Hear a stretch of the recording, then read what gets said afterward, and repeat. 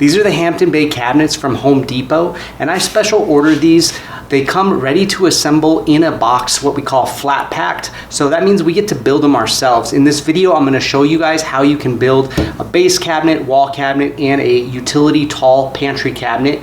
We're gonna follow the same basic process for each, although there's a couple differences with these base cabinets having the drawers. I found these to be very easy to assemble. I was able to assemble all of my cabinets in a matter of a couple hours on my own. And once you get the hang of it and you've done your first cabinet, the next and all following cabinets only get easier.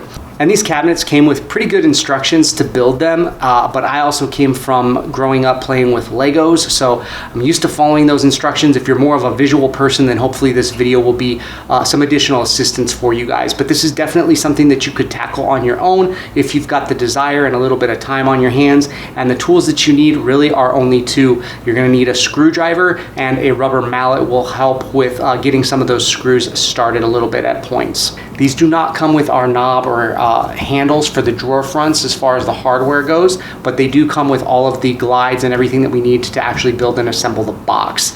You'll want to be aware of ordering a couple things in addition to what comes in the box though, such as the toe kick, which would be the matching piece that will go down in the front where you see currently it's unfinished, as well as potentially some fillers and some scribe moldings, things that you'll need to just finish the job. But the basics for building this cabinet box all come in the box as we see here.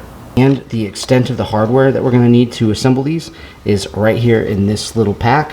We've got our posts and screws, which will be the primary method of getting the bulk of the assembly done, as well as with these corner locks once we get all of these in place. And then we've just got our silicone pads to put on the doors so that it protects them when we close these, as well as our shelf pins when we are ready to put our shelves on the interior of the box after assembly. Now we're gonna start by laying our face of the cabinet, the piece that has the actual doors on it, face down so that we have the inside of the box facing up, because everything is going to build onto this. Our assembly process is going to largely consist of using our screwdriver to place all of these screws and posts in around the perimeter of the face frame of our cabinet. And then we'll be repeating that process again on the side panels and the back panel of our cabinet box. This is going to be tedious, and you're going to spend a lot of time just doing this same process over and over again, but I encourage you to take your time, make sure that you don't miss any of these holes so that you've got that all done before we start putting our panels together, and we don't have to go and put in a post or two later after we've already started putting our box in place. It's much easier to do before we started to actually assemble the pieces together. I also encourage you to resist the urge to use a drill in any of this process. Even though it can speed things up, you could also very easily run the risk of overdriving one of your screws in. And I say that throughout the whole process, both for the assembly of these panels and later on in this video when you see that we'll start building our drawers. There's a lot of areas here where we will be using screws, and a drill could speed the process up, but it definitely increases the risk that you over drill and damage some part of your cabinet. Once we have secured the posts to the front, sides, and back of our cabinet, we will slide our left and right side into place, connecting them to the face frame with a dovetail joint that allows them to just slide through.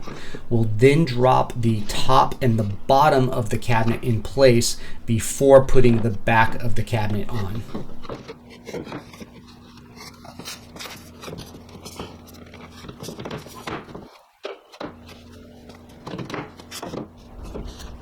The last panel to put in place will be the back panel, and it will have slots along the top and the bottom to fall in place with the top and the bottom panels of our cabinet box. Then we'll use our corner clips to lock into all of our posts. We'll hear a nice snap when it's in place. And once we've placed all our corner clips, it's back to the screwdriver for us to lock in our back panel. That's going to have a few different spots that we'll screw. Those holes will be countersunk, just like the side panel that you see here. So easy to identify, and we're just going to do the same process of using our screwdriver to place those before using some more screwdriver to place our corner clips and actually screw those in place to the top and bottom of our wall cabinet box here. We use that mallet to make it a little easier for us to get it started.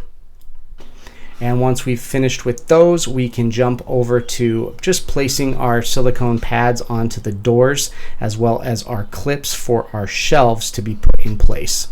I actually recommend waiting until we've installed these cabinets to put the shelves in, but just to show you the final portion of our cabinet assembly, that's what the clips look like, and here's how easy it is for us to drop the shelf in place once we've got those clips put in.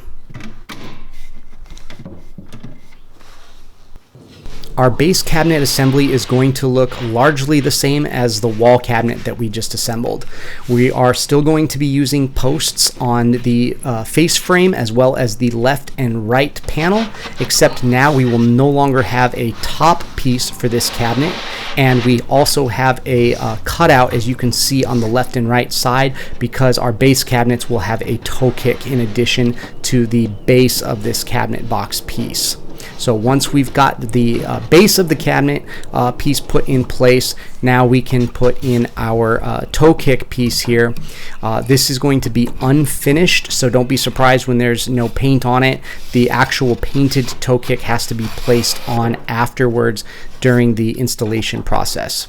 There's going to be pocket holes on the left and the right hand side of this piece, and we'll just use our handy old screwdriver once again to secure those into the left and right hand panels. All right, and what's new for our base cabinet is going to be a drawer. So we have a drawer at the top of the base cabinet. If you have a drawer base, then you're going to have even more of these, but I have just a regular base cabinet with a drawer on the top. The left and the right sides slide right into place with dovetail joints. You might have to fidget with those just a little bit, but it's pretty easy to do so.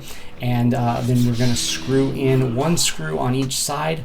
I would not over tighten these just yet because it'll make these want to flare out a little bit. So we want to make sure that they kind of stay a little more upright for when we slide our drawer base in, which you can see me doing here.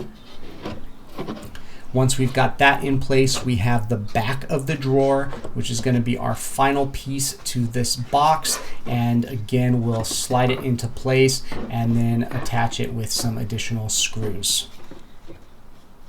The bottom of our drawer is going to have these two pieces of hardware here. They're going to be real easy to figure out which goes into which because they have that 90 degree that fits real nicely, and we're going to have those secured again with two more screws. You're going to see that on each of these there's a little clip that we can press in and out. What that clip is going to be used for is catching on to our drawer glides. Our drawer glides, we're going to have two little plastic pieces at the back of the cabinet that's going to hold our actual glide in place at the back end, and then our front side we will screw in place with just one screw. You'll see this glide slides right onto that little plate at the back, and then we can secure it in place with just one screw at the front. Once we've got those done, we will fully extend them out so we can put our actual drawer on, and we'll just make sure our drawer pushes across the drawer glide just far enough that these two little locking mechanisms snap on and fully attach to our drawer glide. And once that is done, it should glide nice and easy back and forth.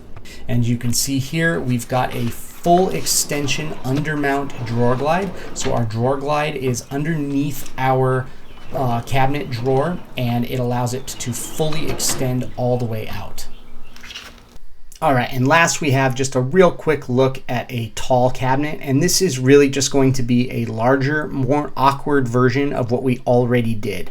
All of the assembly process is basically the same. We're just doing it on a larger box, and so it makes working with the pieces a little bit more awkward. It might help if you have a second person, especially if you're not a real strong individual. Once you get this thing built, you are in fact going to have to move it, so you might want another person for it, but I found that it was manageable on my own. It was just a little bit more awkward because these larger pieces are wanting to move around on you a little bit more. But as far as the post placement, the screws, everything is going to be basically identical to what we did before. We do have a little bit of a difference in that this large box is being split into both a top and a bottom. So we have that one additional panel inside of our cabinet box that's going to separate the upper area from the lower area. And what that's going to mean is we have one additional slot for this back piece to fall in place on. And then at the very end, after we've got our toe kick in place here that you can see, we'll get inside of our cabinet box and we'll have 4 more corner brackets that are going to lock in place inside the bottom portion of our cabinet box as well as at the very top. So as far as the quality goes, I think these are pretty decent cabinets for the price and for a ready to assemble cabinet.